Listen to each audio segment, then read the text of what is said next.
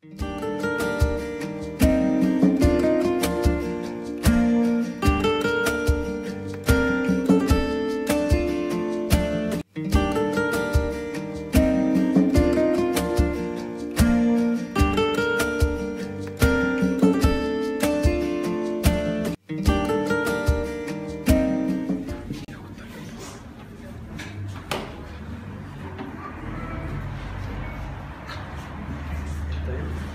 ahí se escucha bien? ¿Se escucha bien?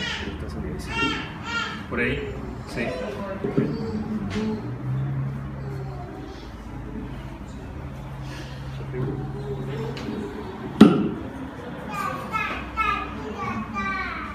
Bueno, buenos días, buenas tardes ya, hermanos, amigos, hermanas, amigas. Es un privilegio para mí estar con ustedes esta mañana. No sé, el hecho de que tenga tanta gente mirándome me hace sentir como una estrella a veces, pero no soy ninguna estrella y veo la oportunidad de compartir la palabra con ustedes como una oportunidad de servirlo a ustedes y de regocijarnos juntos en la palabra de Dios.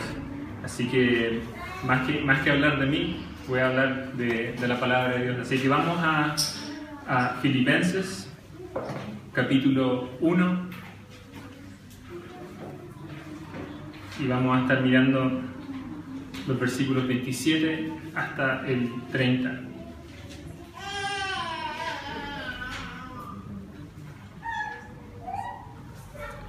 Bueno, como ya algunos de ustedes saben, la carta de Filipenses la escribió el apóstol Pablo y la escribió desde prisión, desde la cárcel. No está claro desde dónde la escribió. Mucha gente dice que la escribió desde Roma, desde su prisión en Roma antes de ser ejecutado. Pero parece que podría haber sido escrita en Éfeso. El punto al final no es dónde fue escrita, sino que el propósito para el cual Pablo escribió esta carta. Así que se la escribe a una iglesia en la ciudad de Filipos, una iglesia que él plantó, una iglesia que comenzó por medio de su predicación. Entonces esta es una iglesia que él ama mucho. En un sentido, cuando leamos sus palabras, las palabras del apóstol, tenemos que recordar que le está hablando como un padre a sus hijos, con amor, como un padre a sus hijos. Y Pablo no es un idealista, Pablo es un realista. Él les habla acerca de la realidad de la vida cristiana. Y él, como está en la cárcel, le escribe para animarlos, porque ellos quizás estaban desanimados por el hecho de que Pablo está en la cárcel. Y también Pablo se había enterado de algunos problemas que estaban pasando en la iglesia, algunas desuniones, conflictos internos y también conflictos que venían por afuera. Y en medio de toda de la realidad de la vida cristiana, de los problemas que hay por dentro de uno mismo, dentro de la iglesia y problemas que vienen de fuera, Pablo los llama a permanecer fieles, a vivir una vida digna del Evangelio. ¿Okay? Entonces con eso en mente leamos el pasaje. Yo lo voy a leer empezando del versículo 27. Así dice la palabra de Dios: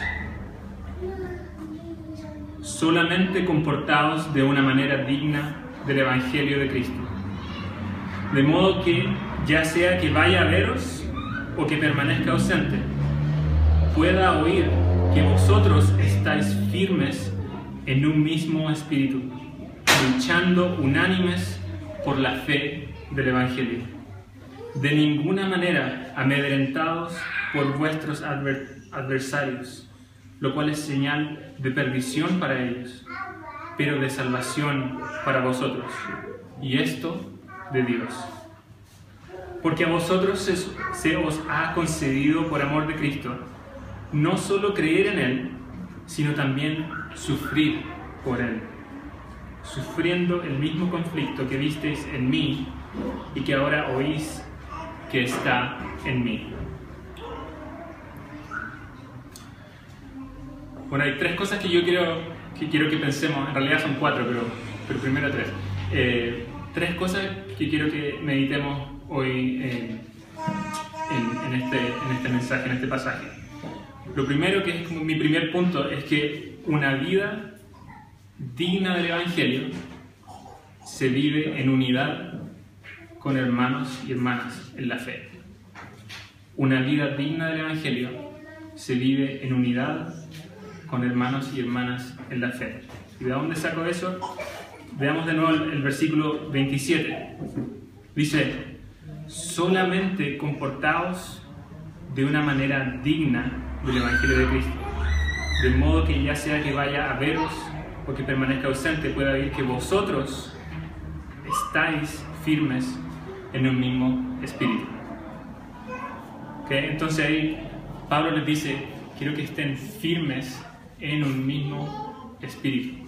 Ahora, claramente no le está hablando a una sola persona, le está hablando a un grupo de creyentes. Entonces Pablo, lo primero que podemos notar es que este mandato, esta exhortación va dirigida a una comunidad, no solamente a una persona en la comunidad. Entonces, ¿qué podemos aprender simplemente al mirar ese versículo? Es que la vida cristiana y una vida digna del Evangelio se vive en comunidad con otros cristianos. No se puede vivir como un cristiano llanero solitario. Pablo nunca habla de la iglesia como simplemente un tipo por aquí, un tipo por allá. Es un cuerpo. Y el Señor Jesús habla de la iglesia como su propio cuerpo, que está conformado por muchos miembros. Su cuerpo es la iglesia.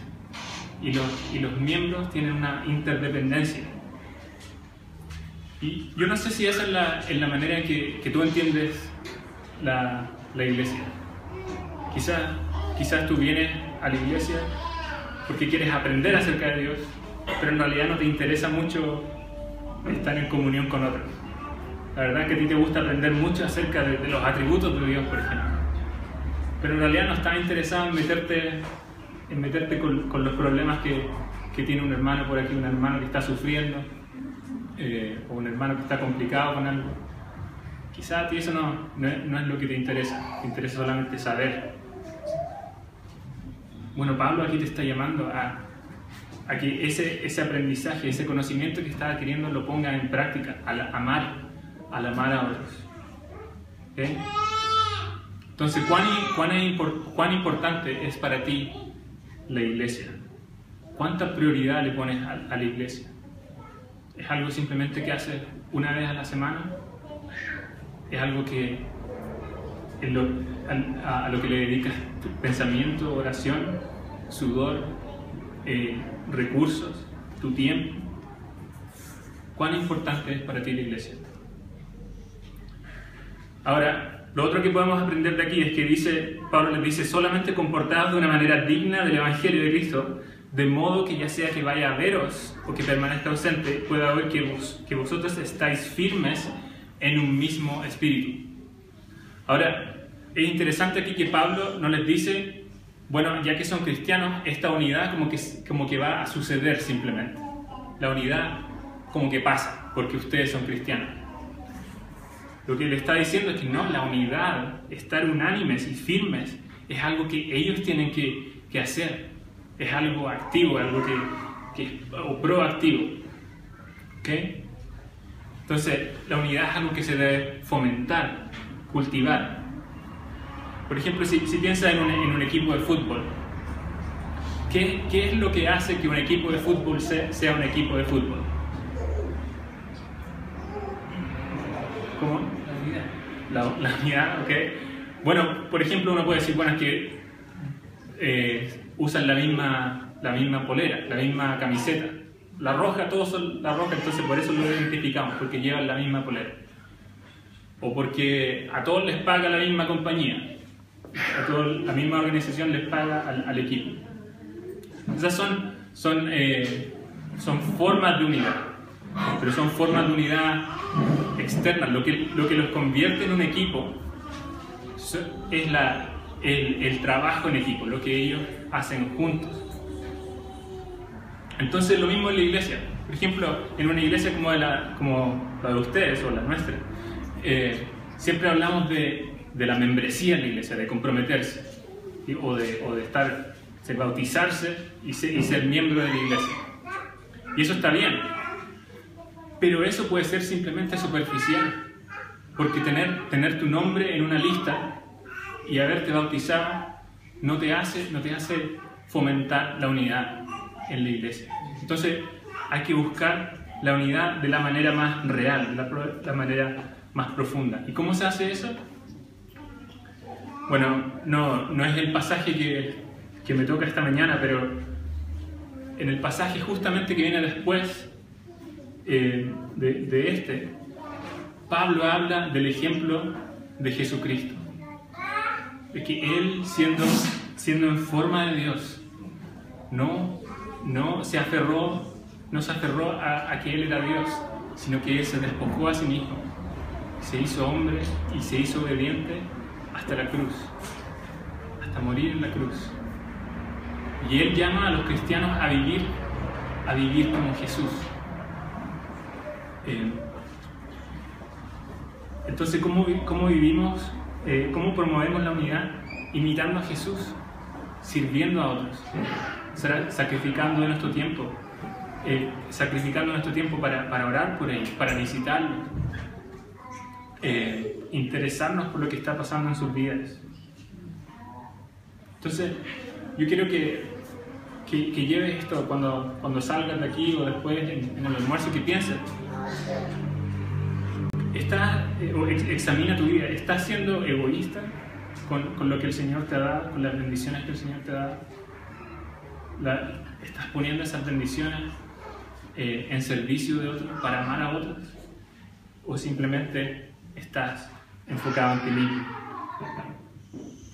Recuerda lo que dice el Señor en Marcos 10:45, que el Hijo del Hombre no vino para ser servido, sino que vino a servir. Y nosotros, como los que hemos sido redimidos por su servicio, por su sacrificio, nosotros debemos hacer lo mismo por otros. ¿Okay? Entonces, una vida digna del Evangelio se vive en unidad con hermanos y hermanas en la fe, y esta es una unidad que se hace en comunidad y que se debe fomentar, se debe cultivar. ¿Okay? Lo segundo que quiero que veamos es que una vida digna del Evangelio se vive en fidelidad al Evangelio. Una vida digna del Evangelio se vive en fidelidad al Evangelio. El versículo 27, una vez más. Solamente comportados de una manera digna del Evangelio de Cristo, de modo que ya sea que vaya a veros o que permanezca ausente, pueda oír que vosotros estáis firmes en un mismo espíritu, luchando unánimes por la fe del Evangelio, del Evangelio. Entonces, lo más fundamental, lo que nos hace un pueblo como cristianos, no es simplemente la membresía, no es solamente el bautismo, es el Evangelio, es el mensaje de salvación, lo que Dios ha hecho en la historia de la humanidad para revertir las consecuencias del pecado y para traer su reino eterno por medio de su Hijo. ¿Okay? Entonces, eso es lo que nos une, esa es la fe del Evangelio. Ahora, todo aquí probablemente ocupamos esa palabra, el Evangelio. Lo decimos, el Evangelio aquí, el Evangelio allá, pero ¿qué es el Evangelio? Ahora, yo asumo que ustedes tienen conocimiento del Evangelio y no estoy aquí tratando de de enseñárselo de cero. Pero es interesante que aquí Pablo insiste que el Evangelio es el centro de la unidad y lo más importante en la vida cristiana. Entonces, a gente que conoce el Evangelio, Pablo les dice: manténganse firmes en el Evangelio. Entonces, el Evangelio no es la puerta de entrada y después ya no es como el nivel básico en el cual después nosotros hacemos cosas mejores. No, el Evangelio es la puerta de entrada y es lo que tenemos que seguir aprendiendo y profundizando y ensayando y compartiendo con otros. Entonces, por eso, hagamos un repaso del Evangelio. ¿Qué es el Evangelio? La forma en que yo resumo el Evangelio es 4 cosas. Algo acerca de Dios, algo acerca del hombre, algo acerca de Cristo y algo acerca de la respuesta que tenemos que tener frente a lo que Dios ha hecho en Jesús. Entonces, primero, algo acerca de Dios. Que Dios es santo, que Dios es justo y que Él ha creado el mundo para su gloria. Lo segundo, el hombre. Dios creó al hombre para que Él reflejara su imagen en el mundo, para que fuéramos mayordomos, para que fuéramos su imagen en el mundo, para que lo conociéramos a Él y le amáramos y le sirviéramos con nuestras vidas. Ese es el propósito para el cual Dios creó al hombre y a la mujer. Pero ¿qué pasó? El hombre, la humanidad, todos nos hemos rebelado contra Dios. Hemos quebrantado su ley. Hemos amado más a la creación que al Creador. Hemos adorado, nos hemos hecho ídolos en vez de adorar al Dios verdadero. Y la Biblia dice que porque hemos hecho eso, merecemos el juicio de Dios. Somos esclavos de nuestro pecado. No podemos romper las cadenas de nuestro pecado y no podemos solucionar el problema que tenemos frente a Dios. Dios es justo y Él nos va a juzgar por nuestro pecado. Pero lo tercero es que Dios envió a su Hijo. Dios envió a su Hijo al mundo para salvar a su pueblo, para mostrar misericordia, mostrar amor al mundo.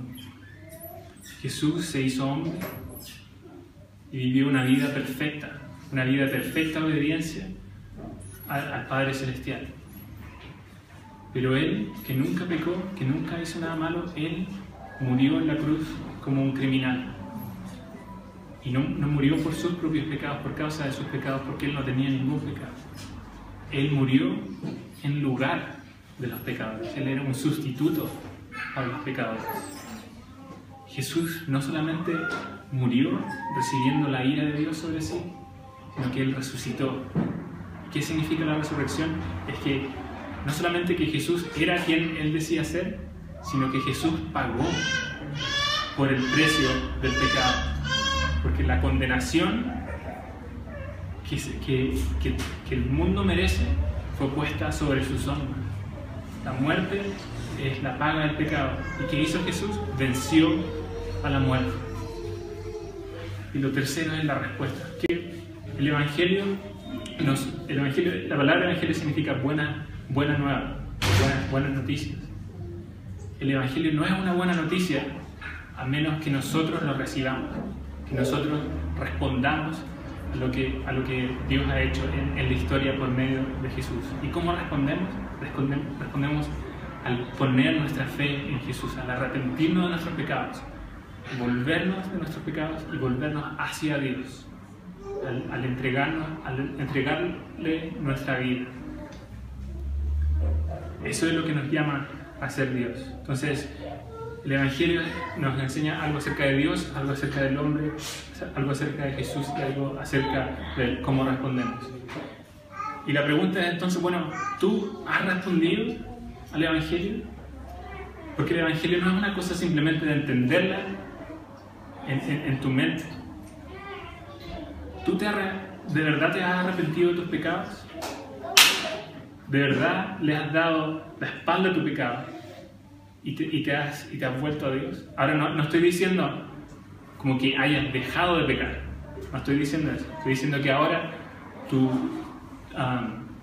primer compromiso, tu primer amor ya no es el pecado, sino que es Dios y que estás luchando con tu pecado y estás luchando con el poder de Dios. Entonces esas 4 cosas. Y todos tenemos que responder. Si tú no has respondido al Evangelio, hazlo pronto. El Evangelio no es simplemente un mensaje lindo o un mensaje que los cristianos predican para sentirse mejor consigo mismo. No, es verdad. Dios ha actuado en la historia de la humanidad para salvar a pecadores. Y un día el Señor va a volver en su juicio. Y los que se han arrepentido de sus pecados y confiado en Jesús van a ser salvos, van a ser justificados a viva presencia de todo el mundo. Pero los que no se han vuelto a Jesús van a ir a la condenación que merecen. Todos merecemos condenación, pero podemos ser justificados y salvos por medio de Jesús. Por eso, si no has respondido al Evangelio, responde al Evangelio. Ahora,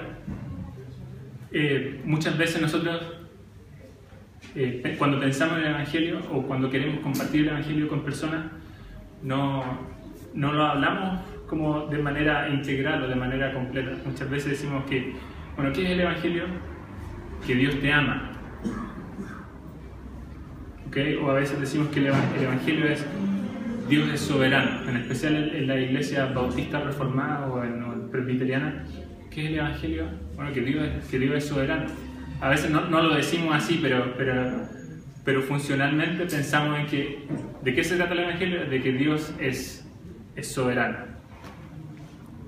O otras personas cuando dicen, bueno, el Evangelio es que Dios es bacán. Dios tiene lo mejor para tu vida, así que tú tienes que venir a Dios. Otros dicen también, el Evangelio es que Dios tiene un plan, un propósito para tu vida. Ahora, todas esas cosas son verdad, pero son media verdad. Dios te ama, sí, pero Dios te va a juzgar si tú no te vuelves a Jesús. Dios tiene un plan para tu vida. Sí, el plan es condenarte si es que no te arrepientes. ¿O Dios es soberano? Sí, es soberano incluso cuando la vida apesta, cuando la vida es difícil. ¿O Dios es bacán? Sí, es más bacán de lo que tú creas. Bueno, entonces, cuando pensemos en el Evangelio, pensemos en la cosa completa, no en solamente una parte. ¿Okay? Entonces, eso es lo que quiere, cuando Pablo les dice, estén firmes en el Evangelio, es el Evangelio completo. El Evangelio no hay que arreglarlo. El Evangelio, a algunas personas les puede sonar muy básico, que Dios envió a su Hijo para morir en la cruz, para pagar un sacrificio, ¿no? Eso suena como abuso infantil, pero a un nivel cósmico. O hay gente que dice es un mensaje primitivo, o en realidad eso no es atractivo para la gente. Si queremos que la iglesia crezca, tenemos que tener una presentación espectacular, y también tenemos que decirles que Dios tiene un plan bonito para su vida, que Dios les va a dar una familia bonita, que Dios les va a dar un trabajo. Eso no es el Evangelio. El Evangelio es que Dios envió a su Hijo para salvar a los pecadores. Así que tú mismo, cuando pienses en el Evangelio, confía en que Dios sabe lo que ha hecho. A veces nosotros pensamos en que, como el Evangelio nos suena muy atractivo, es como necedad para los que se pierden, nosotros tratamos de modificarlo, tratamos de hacerlo, de ablandarlo un poquito. Pero aquí Pablo nos llama, el Señor nos llama a ser fieles al Evangelio. Confía en que Dios ha diseñado el Evangelio de esa manera? ¿Por qué? Porque esa es la verdad y porque esa es la manera en la que Él quiere presentarse al mundo. Por medio de su Hijo que murió en la cruz para salvar a pecadores. Así que a lo que yo nos invitaría a todos a hacer es a conocer el Evangelio aún más, como estábamos hablando, los atributos de Dios. Conozcamos a Dios y conozcamos lo que Él ha hecho en Cristo y profundicemos en eso. Ahora, yo creo que una de las mejores maneras de aprender el Evangelio es cuando tú predicas el Evangelio, cuando tú tratas de compartir el Evangelio con alguien. Entonces, si quizás tú piensas que tú tienes que conocer toda la Biblia, todas las doctrinas y todas las profundidades del Evangelio para ir y compartir y evangelizar a otros. La verdad es que eso no es cierto. La verdad es que si tú sabes lo básico, algo acerca de Dios, algo acerca del hombre, algo acerca de Jesús y algo acerca de la respuesta, tú puedes ir a compartir el Evangelio con otros. Y eso te va a hacer preguntar, en realidad no entiendo aquí por qué punto 1 y no entiendo la conexión con punto 2. Si quieres conocer el Evangelio, comunica el Evangelio. ¿Okay? Lo tercero que quiero que veamos, que una vida digna del Evangelio es una vida de confianza y agradecimiento en medio del sufrimiento. Una vida digna del Evangelio es una vida de confianza y agradecimiento en medio del sufrimiento. Ahora, ¿de dónde saco eso? Otra vez el versículo 27, hacia el final del versículo 27. Pueda oír que vosotros estáis firmes en un mismo espíritu, luchando unánimes por la fe del Evangelio. Versículo 28. De ninguna manera amedrentados por vuestros adversarios, lo cual es señal de perdición para ellos, pero de salvación para vosotros, y esto de Dios. Pablo aquí se refiere a los oponentes que la iglesia de Filipo tiene. Ahora ya hemos dicho un poco que había oposición dentro de la iglesia. Si vas al capítulo 4, al final te das cuenta que había un par de mujeres que estaban en conflicto. Pero creo que aquí Pablo no se está refiriendo a la oposición que puede existir dentro de la iglesia. Pablo aquí le está escribiendo a gente en la provincia romana de Filipo. Y Pablo sabe que los cristianos no son bienvenidos en Filipo, en especial no en una provincia romana, porque en las provincias romanas había que adorar a César, al emperador. Y los cristianos se rehusaban a adorar a César, porque ellos tenían otro Señor, el Señor Jesús. Entonces, la oposición aquí son las autoridades que querían silenciar a la iglesia, que querían silenciar a los cristianos. Había hostilidad. Y la cosa es que no era simplemente una animosidad social, no era simplemente presión social. Las autoridades no les gustaba el Evangelio y las autoridades tenían el poder de quitarles la vida. De decirle, si tú vas a orar, si tú no vas a orar a César y vas a orar a tu Dios, a Jesús, bueno, te podemos decapitar. Ahora, esa era la realidad de la iglesia en Filipo. Y es la realidad de muchos cristianos alrededor del mundo. ¿Sí? Si miras las noticias, se escucha de vez en cuando de cristianos que están siendo perseguidos y abusados y matados por su fe. Ahora, eso no está pasando aquí en nuestro medio. Nosotros experimentamos otro tipo de oposición. Pero puede que llegue el día en el que ese sea el tipo de oposición que vamos a experimentar por ser cristianos. En 2 Timoteo 3, Pablo le dice a su discípulo amado, le dice: todos los que quieran vivir una vida piadosa van a ser perseguidos.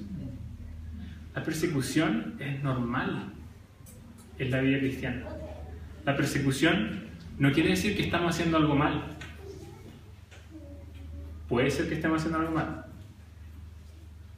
pero si estamos siendo fieles y somos perseguidos, eso es normal. Nosotros a veces pensamos en que como tenemos a Dios de nuestro lado, pensamos en que todo tiene que ser éxito, todo nos tiene que salir bien. Pablo estaba en la cárcel. Pablo le estaba escribiendo a gente que corría peligro de que le cortaran la cabeza por ser cristiano. Y en medio de eso él le dice: manténganse firmes y unánimes en el Evangelio. Y dice en el versículo 28 que no teman a sus adversarios. Ahora, ¿por qué le dice que no teman si les pueden traer la espada y les pueden matar? ¿Cómo no les vamos a temer? Podría haber sido la respuesta de los filipenses a Pablo. Bueno, piensa en lo que el Señor Jesús enseñó. ¿A quién debemos temer? ¿Al que te puede quitar la vida? ¿O al que te puede echar al infierno? Se asustó. El Señor Jesús nos dice que no debemos temerle a los hombres, sino que debemos temer a Dios. Lo otro es que si de verdad confiamos en Jesús, el que murió y el que resucitó, eso debería cambiar la forma en la que vemos nuestra vida, incluso nuestro cuerpo, nuestra seguridad, nuestra comodidad. Jesús te puede dar cosas muchas mejores de las que tú tienes. Y Jesús te va a dar muchas cosas mucho mejor de lo que tú pudieras jamás desear. Pero no todavía. O puede que te dé harto en esta vida, pero Jesús no te promete que te lo va a dar ahora. Lo que Jesús te promete es lo que estábamos viendo, que si tú quieres ser mi discípulo, tienes que tomar tu cruz diariamente, negarte a ti mismo y seguirlo. Y luego Pablo dice, dije que era una vida de confianza en Dios, porque sabemos que Dios, Él nos da vida eterna y Él nos va a resucitar. Pero también una vida de agradecimiento a Dios en medio del sufrimiento. Mira lo que dice el versículo 29. Porque a vosotros se os ha concedido por amor de Cristo no solo creer en Él, sino también sufrir por Él. Y esto sí que ya es escandaloso, porque Pablo dice que es un regalo que viene de Dios. Tu fe es un regalo, y todos los que nos decimos reformados decimos: la fe viene, el regalo de Dios. Bien, me encanta. Y mira lo que dice la Biblia: porque a vosotros se os ha concedido por amor de Cristo no solo creer en Él, sino también sufrir por Él. Normalmente tendemos a pensar que el Evangelio es que Jesús sufrió por mí, y eso es verdad. Sin su sufrimiento no hay redención para nosotros.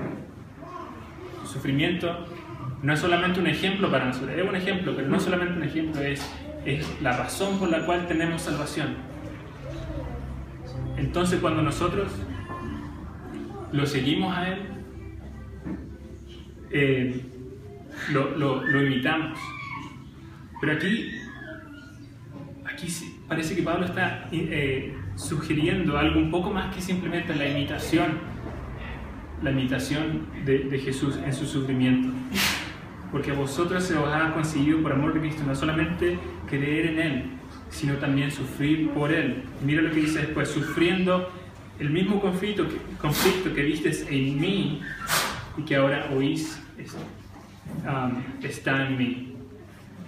Y esto es súper interesante porque Pablo ve sus sufrimientos como parte de los sufrimientos de Cristo, no de los sufrimientos para redimirnos, pero ya que por medio de la fe hemos sido unidos, estamos en Él, en Cristo. En nuestro sufrimiento Él está con nosotros, en su sufrimiento nosotros estamos con Él. Nosotros ya no existimos independientemente de Él, sino que estamos unidos a Él por la fe. Y esa es la razón por la que sufrimos. Si Él sufrió, nosotros también vamos a sufrir. Y ese es algo que se nos ha concedido. Por eso es escandaloso, porque uno dice: no quiero que me regalen el sufrimiento, regálenme comodidad, regálenme cosas buenas, pero no sufrimiento. Ahora, y sinceramente a mí me cuesta decirle esto que le estoy diciendo a ustedes. A mí no me gusta sufrir. Pare de sufrir. Suena bien, suena bien para mí. Pero eso no es lo que dice la Biblia. Eso no es lo que nos ha mostrado el Señor. Entonces, te quiero preguntar a ti: ¿qué es lo que más valoras?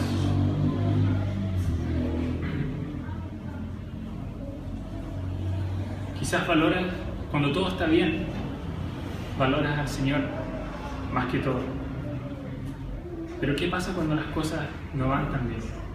Cuando quizás en el trabajo la gente te rechaza o te hace la ley del hielo porque saben que tú eres cristiano. ¿Qué pasa cuando pierdes tu trabajo? ¿Qué pasa cuando hay conflictos en tu matrimonio? ¿Qué pasa cuando quieres algo y el Señor, por alguna razón, no te lo da? Esos son los momentos en los que nos damos cuenta qué es lo que más valoramos. La forma en que respondemos a esas situaciones nos demuestra qué es lo que más valoramos. Y en estas circunstancias, puede que lo que los filipenses hayan valorado más haya sido su seguridad. Como ciudadanos de una provincia romana, tenían estatus, pero quizás lo podían perder por ser cristianos. ¿Qué es lo que tú más valoras? ¿Tu comodidad? ¿El respeto de las personas? ¿Tu seguridad? ¿O es Jesús al que tú valoras más? Una pregunta más: ¿cuál es el precio que has tenido que pagar para seguir a Jesús? ¿Te ha costado algo seguir a Jesús? ¿O en realidad ha sido como una añadidura a tu vida? Tu vida ya estaba bien y ahora tienes a Jesús, entonces te va bien aquí y te vas al cielo después cuando te mueras. La vida cristiana tiene un costo.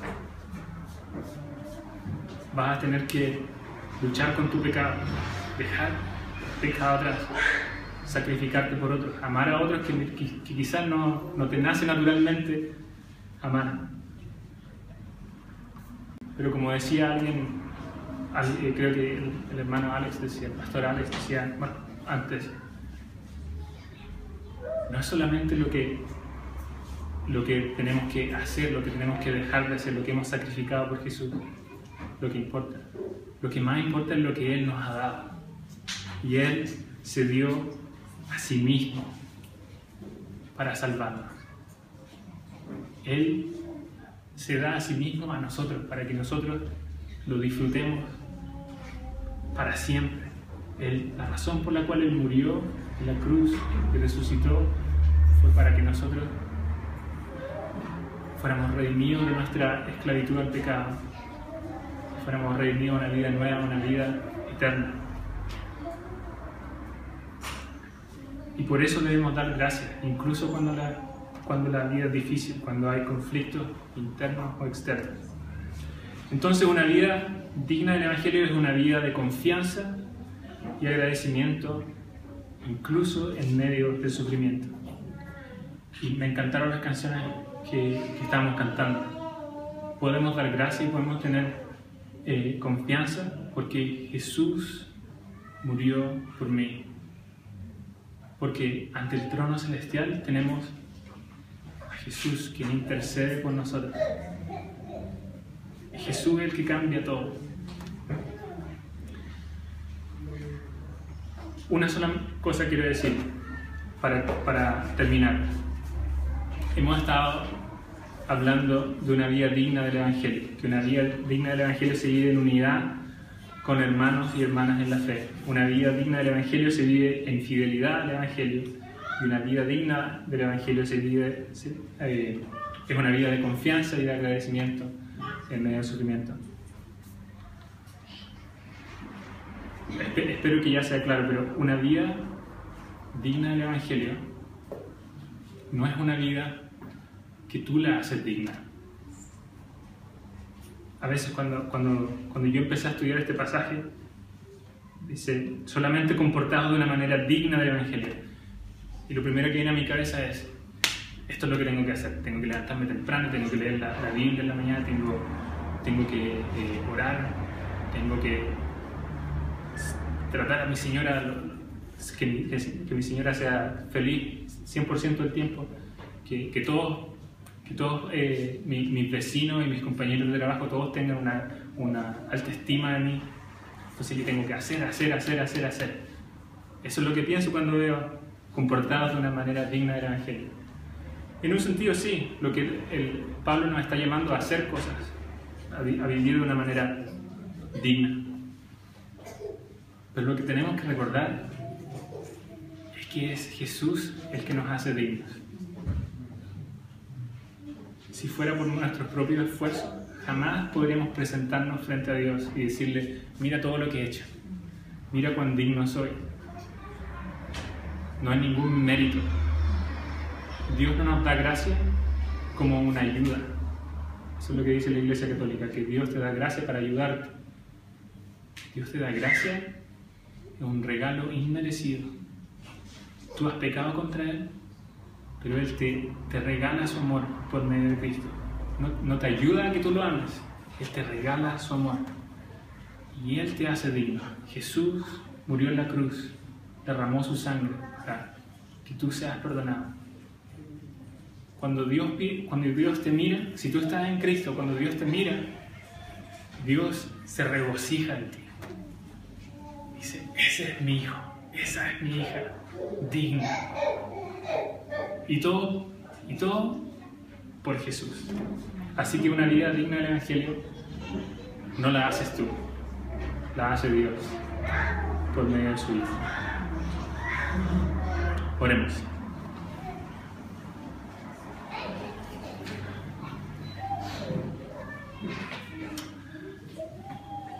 Padre Celestial, te damos gracias que tú nos has dado una vida digna de ti. Señor, lo que nosotros hacemos, lo hacemos simplemente a la luz de lo que tú ya has hecho por nosotros en Cristo. Así que, Señor, permítenos vivir de una manera que te agrade. Permite que nuestras vidas sigan siendo cambiadas por medio del poder de tu Espíritu. Padre, gracias por esta iglesia, y te pido que ellos sigan viviendo una vida digna del Evangelio, para tu gloria. En el nombre de Jesús. Amén.